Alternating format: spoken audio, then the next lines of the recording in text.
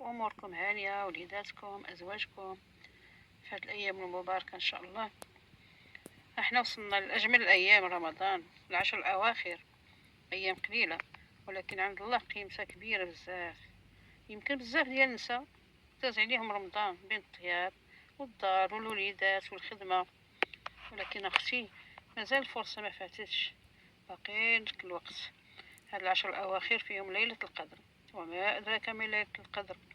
ليلة وحدة خير من 1000 شهر، يعني عبادة ديال ليلة وحدة كأنك عبدتي الله أكثر من 83 عام.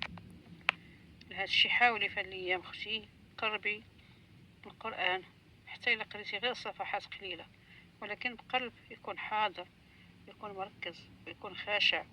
كثريت من الدعاء، قولي اللهم إنك عفو تحب العفو فاعف عنا، كرريها عدة مرات. ذكري الله حتى وانتي خدامة في الدار، وانتي كطيبي قولي سبحان الله، وانتي كترتبي قولي الحمد لله.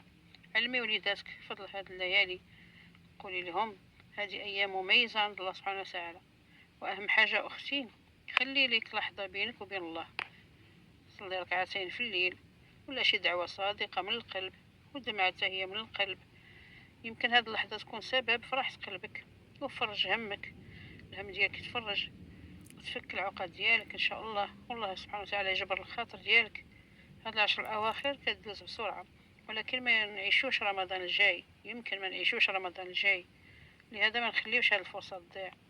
الله يبلغنا ليلة القدر ويجعلنا من المقبولين إن شاء الله، لا فاقدين ولا مفقودين يا الله.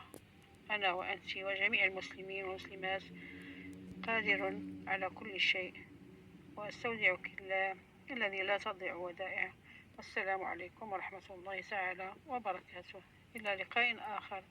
أختي نتمنى تأخذي بعض النصائح، الصلاة، قيام الليل، والذكر، القرآن الكريم.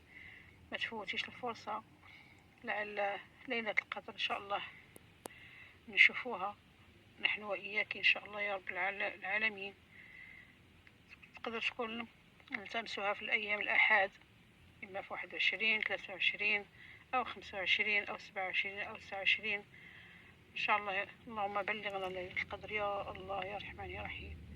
وإلى لقاء آخر يا أختي، السلام عليكم ورحمة الله تعالى وبركاته.